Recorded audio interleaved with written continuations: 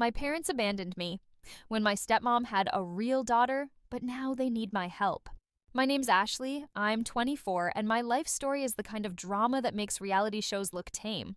When I was 10, my dad remarried. At first, it felt like a chance for us to heal after losing my mom. But then they had Jessica.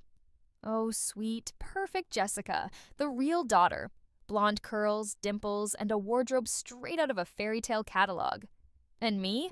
I was the family accessory nobody asked for. Jessica was the golden child. Karen, yes, her name is literally Karen, treated her like royalty. Ballet classes, birthday ponies, you name it.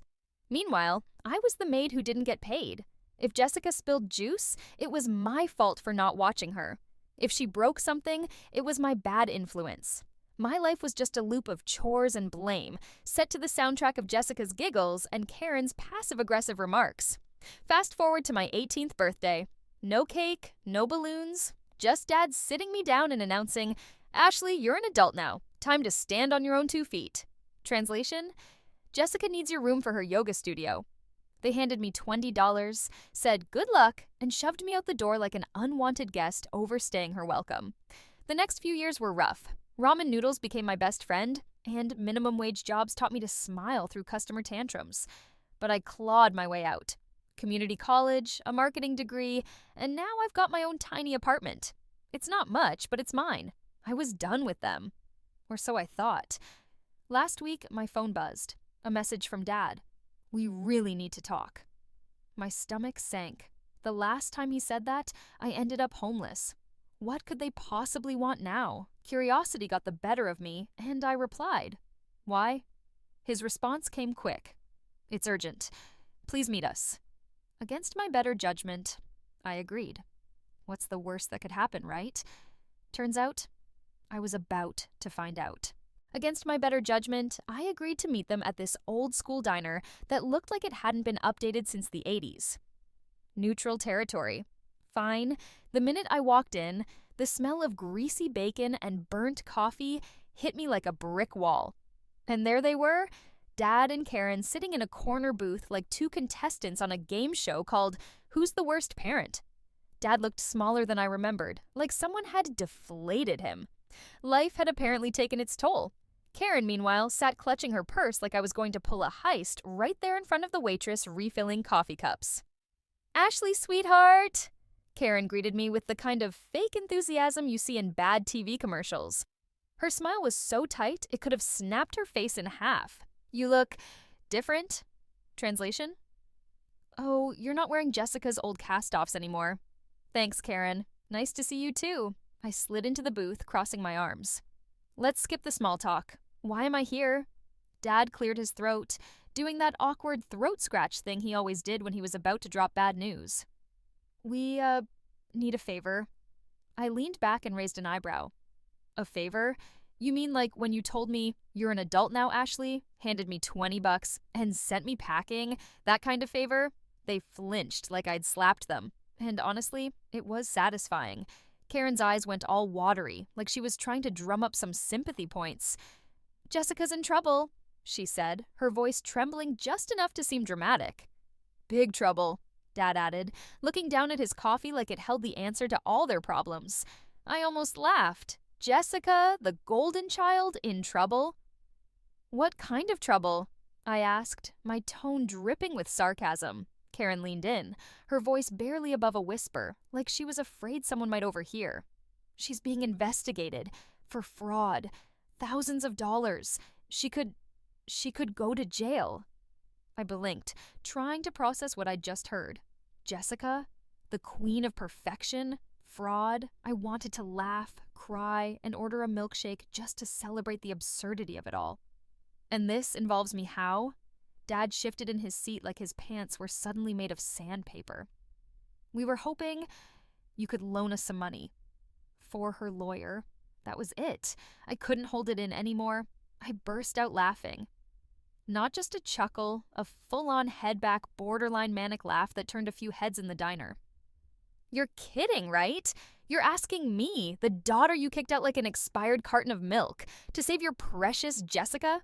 Karen sniffled like she was auditioning for a soap opera. "She's your sister." she said, her voice trembling. Step, I corrected, my tone sharp enough to cut through steel. And last I checked, she doesn't even know I exist. Dad looked at me with a kind of desperation that would have been touching if it hadn't been so laughably late. Please, Ashley. She made mistakes, but she's family. I stared at them for a long moment, letting their words hang in the air like stale diner smoke. Then I stood up, grabbed my bag, and delivered the final blow. Not mine. Good luck with your perfect daughter. And with that, I walked out, leaving them sitting there with their untouched coffee and their shattered expectations. Whatever mess Jessica had created, it wasn't my problem. At least, that's what I told myself as I stepped into the cool evening air. Little did I know, this mess wasn't going to be so easy to walk away from. That night, sleep was not an option. My brain was stuck on an endless hamster wheel, sprinting in circles and refusing to let me off. I couldn't stop thinking about Dad and Karen sitting there in that dingy diner, practically begging me to bail out Jessica. They didn't deserve a single second of my sympathy. I mean, they'd treated me like the backup kid my whole life. But Jessica? She wasn't evil, just a grade A moron with zero sense of consequences. Did she really deserve to have her life go down in flames? Maybe not. Or maybe I was just too soft for my own good.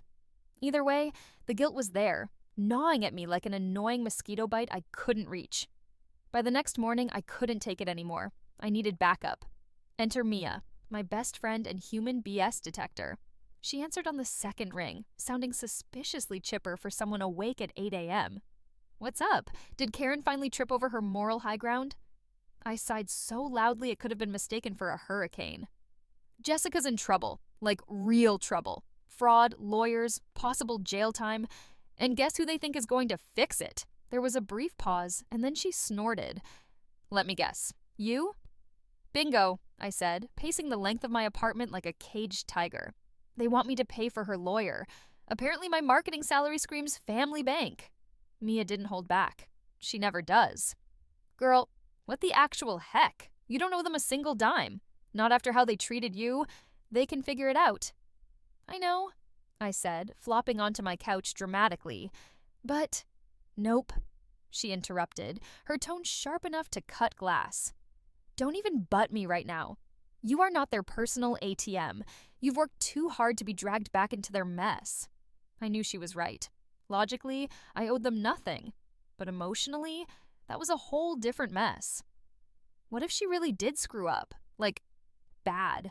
Shouldn't I at least know what's going on before I totally write her off? Mia groaned. Why are you like this? Fine, investigate, be a detective, but don't you dare let them guilt trip you into anything, Ashley. You hear me? I promised I wouldn't, but we both knew that promise was as shaky as a toddler on roller skates. Still, I needed answers. For my own peace of mind, if nothing else. If Jessica was in as deep as they claimed, I wasn't about to take their word for it. Time to dig up the dirt myself. The next weekend, I showed up at Dad and Karen's without warning. Karen opened the door, her face frozen like I'd just caught her mid-crime. Ashley, we weren't expecting you? I'll help, I said, stepping in without waiting for an invite. But I need to see this mess for myself. Karen looked ready to protest, but Dad waved her off and scribbled an address on a sticky note. This is where Jessica's staying, he said. His tone was a mix of guilt and exhaustion. The address led me to a glossy high-rise downtown, the kind of place where the rent alone costs more than most people make in a month. When Jessica opened the door, she didn't look anything like someone drowning in trouble. Designer sweatpants, a perfectly balanced latte in hand, and an air of fake calm. Ashley? She asked, blinking. What are you doing here? Apparently playing your savior, I said, walking in like I owned the place. Now, explain why everyone's acting like the world's about to end. She cracked faster than I expected. Turns out Jessica hadn't just racked up debt. She'd been running scams. Fake investment deals, bounce checks, even maxing out Dad's credit cards without him realizing. Her perfect life was basically held together by duct tape and lies. Why should I care? I asked, leaning against the counter. You made your bed, Jessica. Her voice wobbled. Because I'm your sister. Step, I corrected. And last I checked, you didn't even like me. Tears welled up in her eyes, and suddenly, Jessica didn't look like the golden child anymore. She looked terrified, helpless. I wanted to walk out, but something made me stay. "All right," I sighed. "Let's see what we can fix. But this doesn't mean I forgive you." Against my better judgment, I agreed to help. Not because Jessica deserved it. She didn't. But because I wanted to see her face the consequences for once. If I was getting dragged into this circus, I'd at least make sure the star performer didn't skip out on her big act. First step, research. I went full FB, hacking through her stack of unopened mail, bank statements, and whatever financial skeletons she had shoved in her closet. Spoiler, it was bad. Jessica didn't just owe money to credit card companies or payday loan sharks. No, she had debts with the kind of people who wouldn't bother with polite reminders. They'd show up with baseball bats and start negotiating. How she even got tangled up with them was beyond me. But there it was, in black and white. Every bounce check, every investment scam, and every tear-stained IOU might as well have had a neon sign that said, "Doomed." I called in a favor from an old friend who happened to be a lawyer. He wasn't exactly thrilled to dive into Jessica's disaster zone, but he agreed to take a look. After an hour of reviewing her mess, he sighed, leaned back in his chair, and gave me the bad news. "She's in deep," he said, looking at me like I had brought him a feral cat.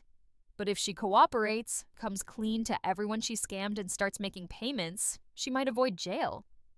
"Cooperate?" I snorted, folding my arms. "You don't know my sister. She'd rather fake her own death than admit she screwed up." "Well," he shrugged, "she doesn't have much of a choice. Either she cooperates or she's looking at jail time, and not the nice kind with yoga classes." Fantastic. So now it was on me to convince Jessica to face reality, something she'd never done in her life. The plan was straightforward. Jessica had to come clean to every single person she'd scammed. Dad and Karen, meanwhile, would sell their house to cover at least some of the debt. And me? I was the enforcer, the one making sure Jessica didn't suddenly get cold feet and disappear into the night. I could already see how this was going to go. Jessica wasn't the type to admit fault, let alone beg for forgiveness. But if she thought I was about to let her off the hook, she had another thing coming. If I had to play bad cop, so be it. I was ready to make her squirm, and maybe, just maybe, teach her what accountability actually looks like. Breaking the news to Jessica's so-called friends was like walking into a battlefield, except the weapons were words, tears, and, occasionally, airborne beverages. The first guy we told, a stocky dude with a vape pen and a temper, nearly exploded. "You scammed me out of $5,000 for your investment opportunity? Are you kidding me?" Jessica stood there like a deer in headlights, clutching her purse like it might protect her from his rage. I'm sorry," she stammered, her voice barely audible. "Sorry doesn't cut it," he yelled, slamming his vape on the table for dramatic effect. "What? Did you blow it all on lattes and lip fillers?" I stepped in before things got uglier. "All right, enough," I said, holding up my hand. "She's here to make it right, not to take more crap. Let's figure this out like adults, preferably ones who don't shout in coffee shops." The next few meetings weren't any easier. One woman cried so hard I thought she might faint. Another guy threw a drink at Jessica. Iced coffee, caramel drizzle, the works. It hit her square in the chest, and for a second I thought she might burst into tears. Instead, she just stood there, frozen, looking like she wished the ground would swallow her whole. And then there was him. The one guy who looked at me like I was a part of the problem. "Why are you even here?" he sneered, his arms crossed. "Is she paying you to defend her?" "She's my sister," I said before I could think better of it.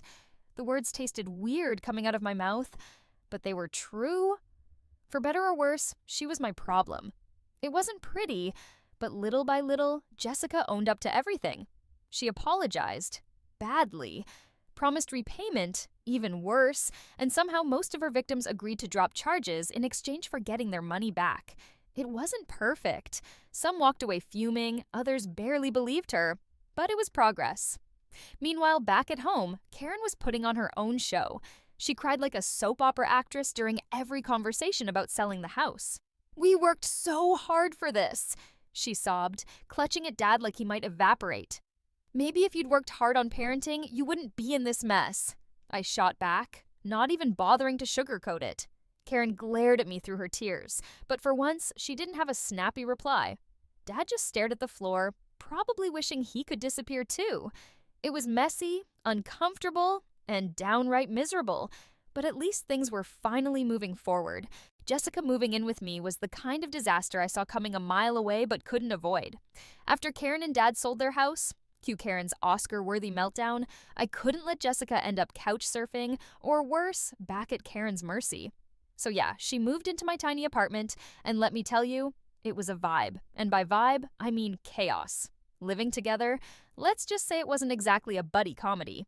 Jessica walked in like she owned the place, tossing her overpriced bags on my couch and looking around like she was slumming it in a budget motel. "This is my cozy?" she said, which is rich coming from someone whose life was literally held together by scams. "Cozy's one way to put it," I shot back. "You break it, you buy it. That includes my IKEA bookshelf, which, by the way, is 90% duct tape at this point." The first week was a power struggle. Jessica tried to boss me around like we were back in Karen's kingdom. "Do you always leave dishes in the sink?" she asked on day 2, wrinkling her nose. "Oh, I'm sorry," I said with a smirk. "I forgot you're so busy contributing to this household." She shut up real quick after that. Lesson 1, this wasn't her castle, and I wasn't her maid. But then there were moments where the walls came down. Late one night, after I came home from work, I found Jessica sitting on the couch, staring at my ancient TV like it held the secrets of the universe. She didn't look like the golden child anymore, just tired and maybe a little lost. "Why are you doing this?" she asked out of nowhere, her voice quiet. I sat down across from her, grabbing the closest snack bag because deep conversations need backup. "Because I know what it's like to be abandoned," I said, shrugging like it was no big deal. But it was. I wouldn't wish that on anyone. Not even you. Her eyes welled up, and for a second I thought she might try hugging me or something equally awkward. "I'm sorry," she said softly, her voice cracking. "For everything. For how I treated you. For all of it. It wasn't some Hallmark moment with swelling music or tears of joy, but it was real. For once, Jessica wasn't putting on an act, and I could see she actually meant it." "Don't get all mushy on me now," I said, tossing a pillow at her to lighten the mood. "Apology accepted. Conditionally, you're still on dish duty." She laughed, wiping her eyes, and for the first time I felt like we might actually be able to make this work. It wasn't perfect, but hey, it was a start. Months later, life had finally stopped feeling like a reality show on fast forward. Jessica shockingly got a job, and not the posting aesthetic coffee pics on Instagram and calling it work kind of job, a real one. She was an admin at some boring office downtown, filing papers and answering phones. Nothing glamorous, but hey, she wasn't running scams anymore, so I counted that as a win. Meanwhile, Dad and Karen had downsized to a smaller house in some quiet neighborhood where the biggest drama was probably over whose lawn got mowed first. Karen wasn't thrilled about giving up her suburban palace, but I guess even she knew the money had to come from somewhere. They tried to mend fences with me, sending occasional texts like, "Let's grab dinner soon," or "We miss you." It would have been sweet if I didn't know it was pure guilt talking. I kept my responses polite, but distant. The truth? I didn't have the energy to play happy family. As for Jessica and me, we weren't exactly braiding each other's hair and sharing secrets, but we weren't at each other's throats either. Living together had forced us to see each other as actual humans, not just golden child and forgotten one. She stopped acting like the world owed her something, and I stopped waiting for her to screw me over. It wasn't friendship, but it was something. One night, as we sat on the couch splitting a pizza, she said, "Thanks, Ashley, for everything. I know I've been awful, but you didn't have to help me, and you did." I shrugged, taking another slice. "Don't get used to it. You still owe me for all those years of being the family punching bag." She laughed, and for the first time it didn't feel forced. Progress. But here's the thing, I didn't help Jessica because I'm some saint. I didn't do it for her, I did it for me. To prove to myself that I wasn't like Dad and Karen, that I could be better. They abandoned me when it was convenient, but I refused to do the same. And honestly, I think I came out stronger for it. Jessica might never fully understand that, and that's fine. I didn't need her validation. At the end of the day, I did what I thought was right. And for the first time in a long time, I felt proud of myself. Not for fixing her life, but for taking control of my own.